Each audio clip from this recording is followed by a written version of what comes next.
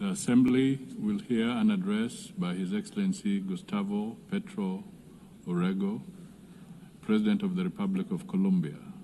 I request protocol to escort His Excellency and invite him to address the Assembly.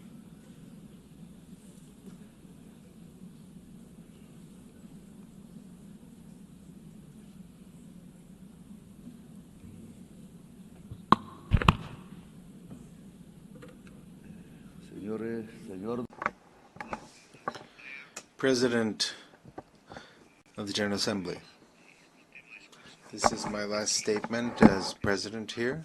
It's the fourth time.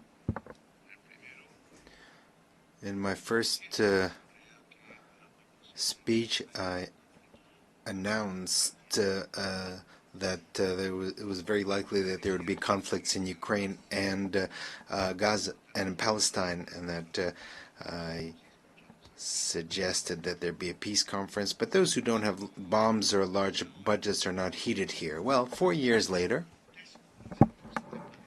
the horrific situation in Palestine did not lead me to think that almost the same thing could happen in the Colombian Caribbean area, where unarmed young people are being shot at with missiles in the open seas. And now we are in a different situation. Perhaps it's more global, a kind of Stone Age that has descended on all of humankind. Missiles against 17 unarmed young people in the Caribbean Sea, some of them Colombians. The persecution, imprisonment, and expulsion of millions of migrants, missiles that have killed some 70,000 people in Gaza, the lack of action on the climate crisis. All this is linked, and all this has the same cause. Migration is simply an excuse so that a rich society, rich, white, and racist, believes itself to be the superior race and is not realizing that its leaders are leading it to the abyss, to its own distinction, together with the rest of humanity. They said that the missiles in the Caribbean were used to stop drug trafficking. That is a lie. Stated here in this very rostrum. In 2023 and 2024 were years when the largest amount of cocaine was seized, and over 700 drug traffickers were extradited to the United States and Europe. I extradited them, and my government seized, confiscated the cocaine, and we didn't shoot a single missile, nor did we kill any youths. The years where I was able to prove that it's more effective to substitute coca crops than eradicate them, than forced eradication using poison, and forcing peasants to use it. The violent war against drugs was a failure, and I replaced it with an effective anti-trafficking policy, not based on a mix-up between an inert substance, that is drugs, with people who actually use it and practice it. But what was necessary is to destroy dialogue and to shoot missiles. Was it really necessary on unarmed, poor young people in the Caribbean? The anti-drug policy is not meant to stop cocaine that is coming to the United States. The anti-drug policy is to dominate the peoples of the South as a whole. You shouldn't look at the drugs, you should look at who has the power and who dominates. This is why I speak to you as a decertified president. I've been decertified by President Trump, without him having any right to do this, a human right or divine right or any sensible reason. They want to force by violence tens of thousands of peasants to do what the U.S. government wants to do, which are influenced by mafia groups in Colombia. Thousands of peasants are massacred in Colombia by politicians who were senators, who were presidents, who were ministers, that were bribed and on the payroll of the drug mafia. And at the same time, they were allies of the extreme right based in Florida of the United States, and now allies of the Trump administration. They've been allied for decades with drug lords, cocaine drug lords in Colombia. They were allies, and so they led this anti-drug policy from Washington. I don't know if Trump even knows that his foreign policy towards Colombia, Venezuela, and towards the Caribbean is based on advice from Colombians who are allies of the cocaine mafia. I myself denounced these politicians, including the paramilitaries, drug traffickers, naming them by their names in the Congress of Colombia when I was senator, and many times they wanted to kill me because of that. And they did not want me to become president. They wanted me to shut up, and now they don't want another progressive government to be reelected. That is why I've been personally decertified, and they have spread calumny against Colombia. Colombia has confiscated the highest amount of cocaine in the history of the country under my government, and I've been decertified. In Colombia, we have managed to stop the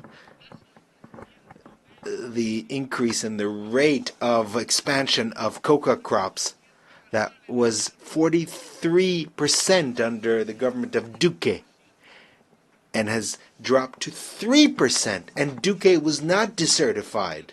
He was who had someone who financed his campaign, who was a drug trafficker, and instead they've decertified me. So the anti-drug policy is not aimed at the public health of a society, but rather to prop up a policy of domination. They don't want to give the power to the people. The young people that were killed using missiles in the Caribbean were not from Hamas. They were not from other terrorist groups. They were poor Colombians. And with apologies to those who dominate the United Nations,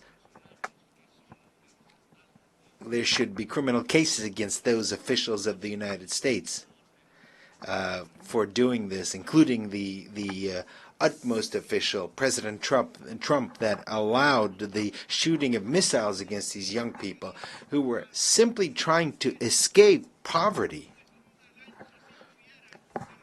Youths who in a speedboat who might have had a certain amount of drugs were not drug traffickers. They were simply poor youth. But the real drug traffickers live somewhere else, not in America, not in Latin America. So it's easy to shoot missiles against the speedboats with migrants and accusing them of terrorism and drug trafficking when they don't have a single weapon to defend themselves. When the real drug traffickers live in New York, here, just a few blocks from here, in Miami. And they reach agreements with the DEA, and they're allowed to traffic in Africa, in Russia, in China, but not in the United States, a country that has not managed to reduce its consumption of cocaine because it's drug addicts, or rather they did manage to reduce the consumption of cocaine simply because their addicts switched to another type of drug, fentanyl, which is much deadlier. This fentanyl is produced in the industrial heartland of the United States, here, not far from here. And the consumers are here as well. It's produced and consumed in the United States. That is the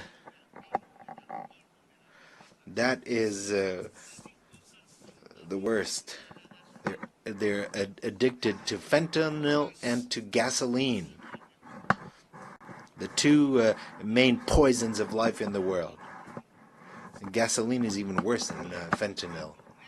Only the black-skinned people here, those who are ancestral here, that were thousands of years have been here, or young people, or women who don't want to see their children die of any color of their skin. The people are still hooked on fentanyl or hooked on television. Only they can stop this domination by the United States. The people who have taken to the streets in California, in New York, in Philadelphia, where the Liberty Bell stands, in spite of the National Guard that Trump sends out against its own people to shut them up, to the states that are free. These states are no longer uniting their efforts in the face of tyranny. The President of the United States does not know that 1 million Latin Americans have died. The largest share of them from Colombia. And another 1 million will die in North America in 10 years because of fentanyl. Cocaine killed 3,000 people a year today. Fentanyl kills 130 per year, 30 times more. That is the outcome of 30 years by the United States of a policy that is absurd and that is leading its society to the horrific death due to drugs that kill the brain. And in this situation, Trump not only allows missiles to be fired at young people in the Caribbean, does not only imprison migrants, but also allows missiles to be killed against children, women, and old people in Gaza. He is an accomplice to genocide. It is a genocide, and we need to prevent it. This forum is a mute witness to a genocide. In a world where we thought that this was something only a legacy of Hitler. Here they don't speak of life, of the climate crisis. What is happening is the death of thousands of children. Meanwhile, we in Colombia have not increased the rate of killings. We have the lowest unemployment rate in the country this century. We have the lowest unemployment rates. We have developed our agriculture by 10% and our industry by 5%. We have more tourists than ever who have come to see the beauties of our country, our cultural and natural beauties. And we are seeking peace by negotiating with drug traffickers and with rebels. I will always be ready to discuss, to negotiate, to save lives, and to eradicate coca crops, but based on their own voluntary decision by Colombian peasants. Let us not be bribed by the drug traffickers, as was the case in previous governments in Colombia. And 25,000 hectares have already been eradicated voluntarily. We have been successful in this new policy. It's not an anti-drug policy, but an anti-drug traffickers policy. That is something different. And we're grateful to the countries that have helped us. such as Qatar, Cuba, Mexico, Vatican, Norway, Brazil, and Venezuela. We don't want to thank those who want to sow war between us. People of the world, listen. Latin America does not only mean drug trafficking or coke or cocaine. Latin America has a massive, massive potential for clean electrical energy, renewable alternate energy based on wind, water. The United States has a huge demand for energy, and 70% of it is filled by fossil fuels, in other words, based on carbon, coal, gas. Latin America is developing its clean energy potential, and we can satisfy the entire demand of the United States for energy. What is necessary is investment, and we would make the biggest contribution to fighting climate change. Given the huge potential for clean energy and the capacity to absorb by the Amazon, Latin America can make a tremendous contribution to save the life in this planet. All that is necessary is $600 billion to develop this potential. Africa and Europe can do the same. It is this decarbonization would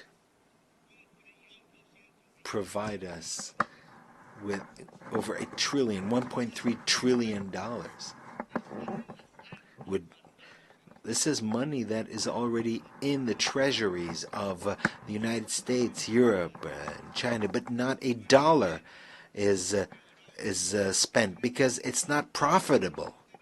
Or rather, it might be profitable in terms of human life, including life in the United States, in Europe, and China. However, they don't want to depend on Latin America and Africa. They know that to bring together the clean energy of Africa and Latin America would not only decarbonize the planet, save it from the climate collapse, but it would also change the global power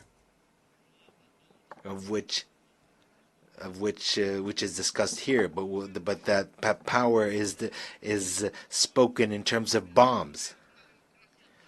But this would truly create a global democracy and change the means of production, because life and humanity would become the priorities, and they would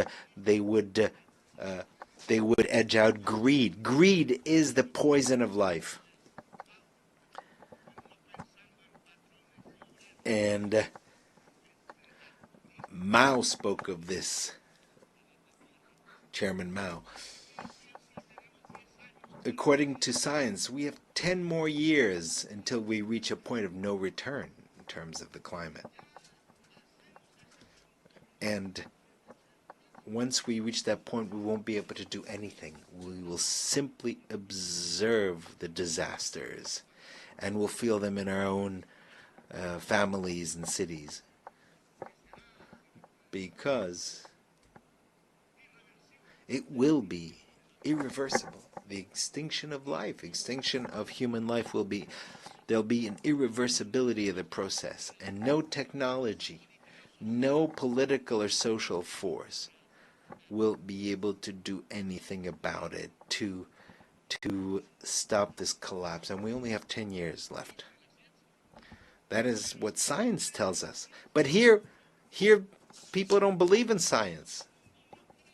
The most powerful man in the world does not believe in science. That is the irrationality.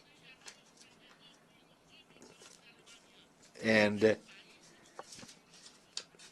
Germany, the country of great philosophers, of Kant, Feuerbach, and others, was became prey of irrationalism in 1933, and today it's this country that is becoming irrational. The solution is to stop consuming fossil fuels and to quickly switch to water, wind, hydrogen. But the word decarbonization sounds subversive at the conferences of the most powerful countries, the G7 or G20 or Davos, among the rich. Just as 5 centuries ago, the word democracy sounded subversive here, or in Bogota, and in Paris, and in Madrid. These dollars that I mentioned here, 600 billion or 1.3 trillion. This is significant. This is just a little more than what the rich countries pledged at the COP in Paris, and they have not fulfilled their pledges because they are not interested in decarbonization. And what has come is basically loans from multilateral banks, which are just small amounts compared to what is needed. The climate crisis means that in all public budgets, investment in decarbonization and adaptation should be the priority. A global financial policy is necessary that is different. The debt risk premium should be abolished. Which countries are the riskiest? They are the countries that have the highest greenhouse gas emissions, such as this one. These are the riskiest countries. Whereas the countries that absorb CO2, and we have jungles and a lot of water in the south, we absorb the CO2 of the north. But the market does not agree with that. So the debt of the poorest countries must be forgiven. There should be swaps, debt swaps for adaptation and mitigation and investment in the climate crisis. So people from the United States and those from Wall Street, from London, you want to collect the interest payments from the debt of our countries. What you will find eventually is cemeteries, because we'll all be dead. The money will be useless in the midst of all the cemeteries. Another subversive word is to plan. A global plan. The word plan has been forgotten because it was not necessary to plan, because to plan is anathema.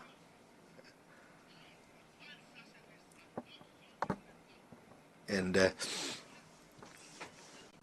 was a fundamentalist belief in the markets, thinking that markets would bring happiness. The Swiss economist Arras said this. And in fact, the market leads to an abyss. It leads to death, as we are already witnessing today. Malras, that was his name, was wrong.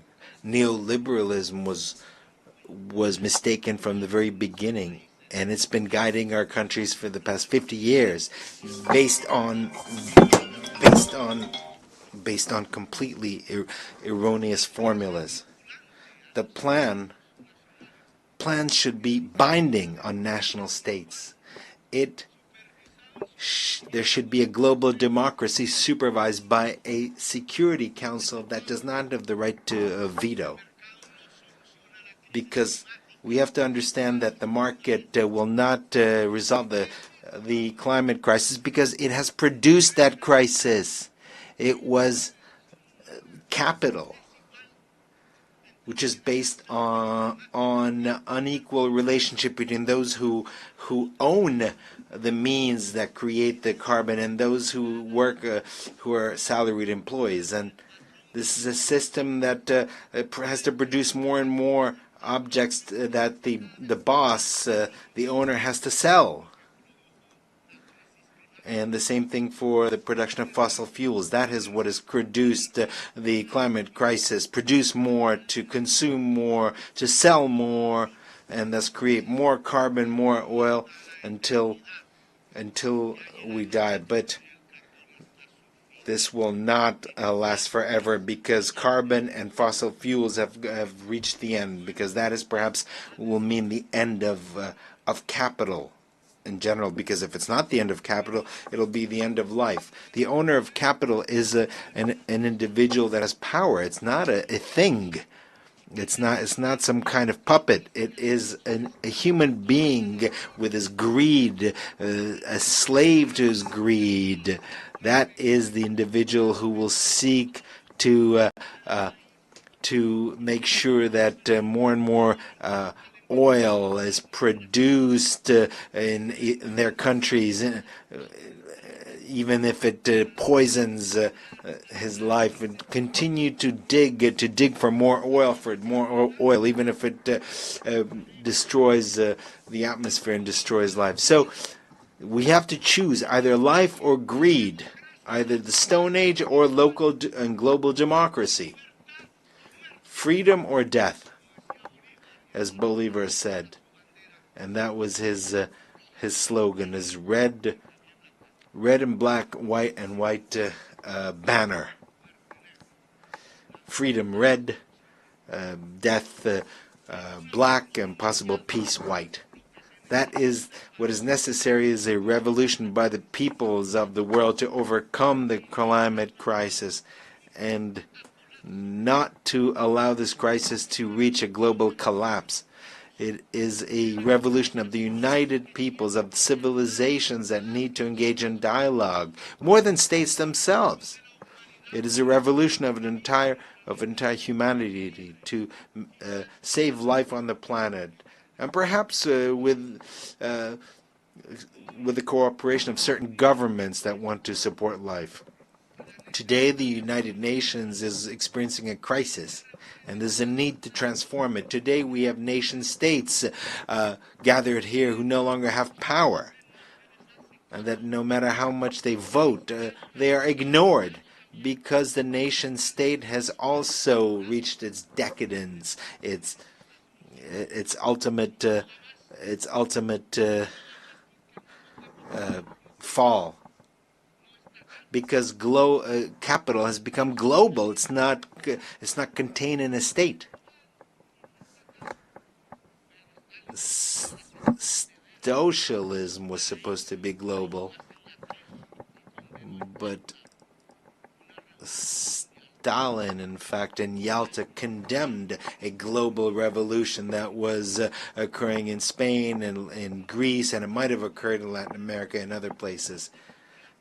So humanity is a new political subject that has emerged rather than the nation state. And so the United Nations has to become a united humanity, even though a diverse but united humanity. A new subject is appearing in human history, and this is very important. And I think that this is wonderful, because we have to overcome the idea of a nation state to become humanity, but that humanity must be united. For that, there needs to be democracy around the world. There needs to be permanent dialogue in the midst of diversity. It is our differences that compels us to coordinate our action at the global level. Dialogue, yes. Humanity, yes. Humanity profoundly democratic, yes. Hopefully a humanity of based on leaders who are free, rather than a humanity that is basically slaves, just to beasts of burden. A humanity that shoots missiles against young people, or defenseless armed people, or shoots missiles in a place of the world near where Jesus was born. These problems cannot be resolved with governments who are bribed by oil producers, by oil corporations. So a new political subject is emerging, a united and diverse humanity, united despite its diverse cultures. Meanwhile, the old societies of Europe are collapsing, and the United States is applauding its new Hitler. It's not listening to its own young people or its older people who died in Europe, in the battlefields of Europe, fighting against Hitler and against his criminal ideology. Today,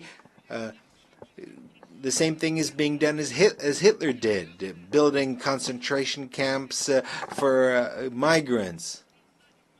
It's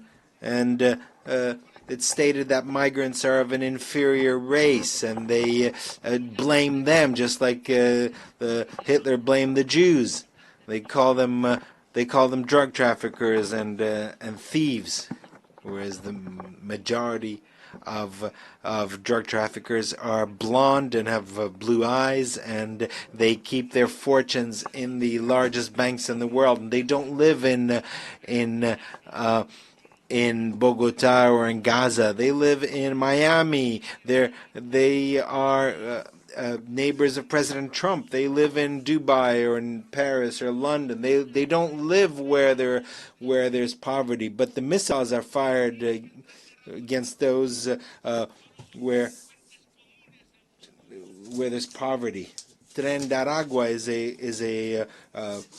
is a group that is considered a terrorist group, but that is not true.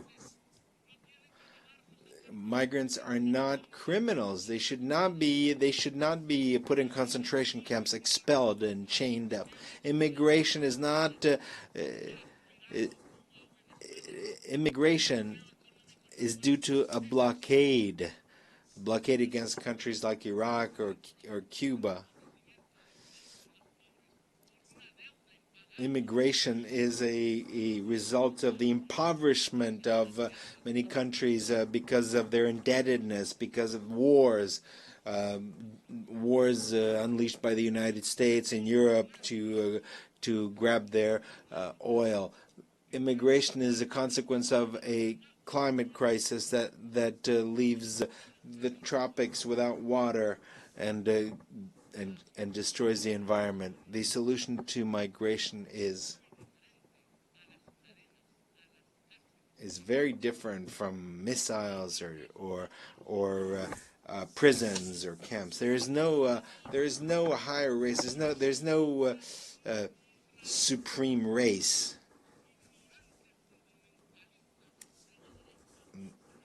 Only ignorant extremists think like that.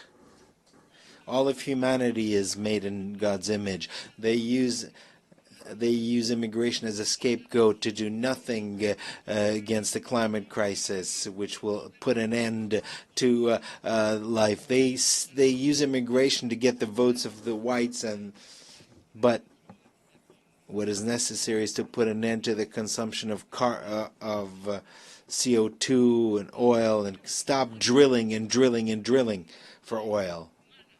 We need a different world, a humane world. And first and foremost, we need to stop the genocide in Gaza.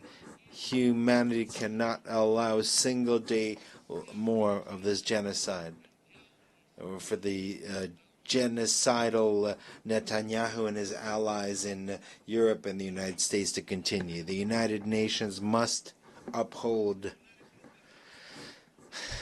the decisions of the International Court of Justice. International law is the basis of civilization and of its wisdom as distilled in history, and it must make sure that the decisions of international justice are implemented, are applied. Diplomacy has been tried in Gaza. It could not resolve the situation. I'm sorry, and I'm sorry, President Macron. We can keep insisting and insisting in when every single day, every single minute, a missile is fired and destroys the bodies of babies and children in the Arab state of Palestine. Every day, there are decisions, resolutions that are vetoed in the Security Council. Every day, more and more children die. More and more bombs, more and more dead.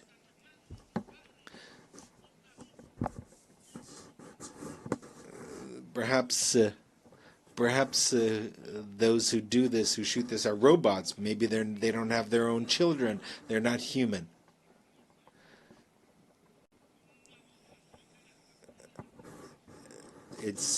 Can we stop the genocide with a vote of the General Assembly? Yes, that's what we should do rather than a vote in the Security Council, because that is vetoed.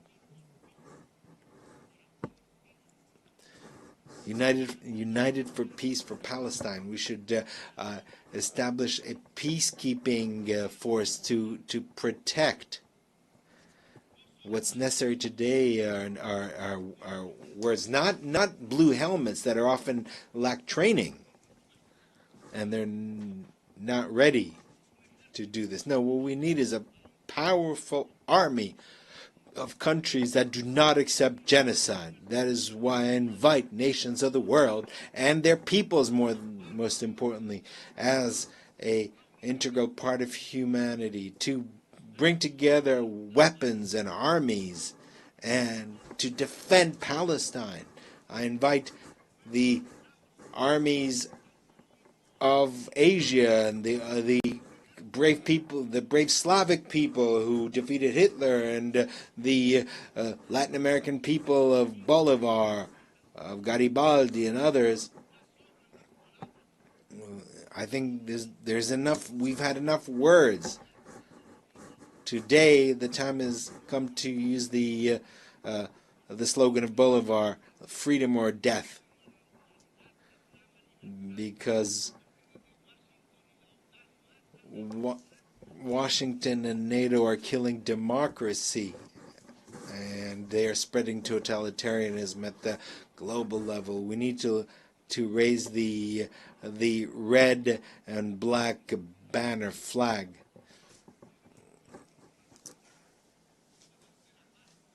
Without forgetting the white color, which was the color of peace and the color of hope in the heart of humanity.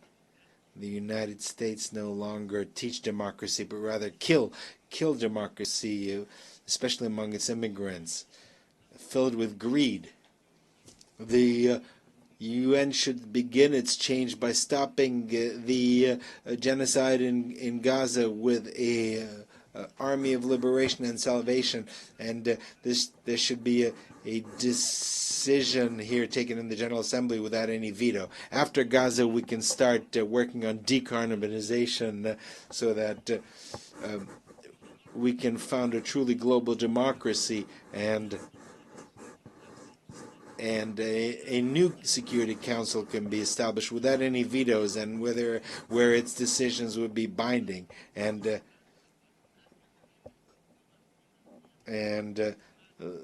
the global and national financial system should be based on decentralized capital. That is the way that humankind can regulate capital, to subordinate capital to life, to regulate it to people. That is the path by which the United Nations will move from an alliance of states to an alliance of cultures and peoples. If we overcome the climate crisis, and if we unite as humanity, we will managed to make the United Nations an assembly of peoples which seeks to make sure that every individual is free, making sure that every human being achieves their potential, and because the intelligence of human beings, illuminated by science, will make it possible to not only save life, but to fulfill the mission of humanity by expanding life into the stars. A humanity that is united and free can look at the stars and reach the stars, as the Romans, the legionnaires, thought of Judea when they used the word astra, or star. It's the time of freedom or death. A real death from missiles, but freedom is also real in the heart of human beings and its capacity to rebel and to resist. Thank you very much.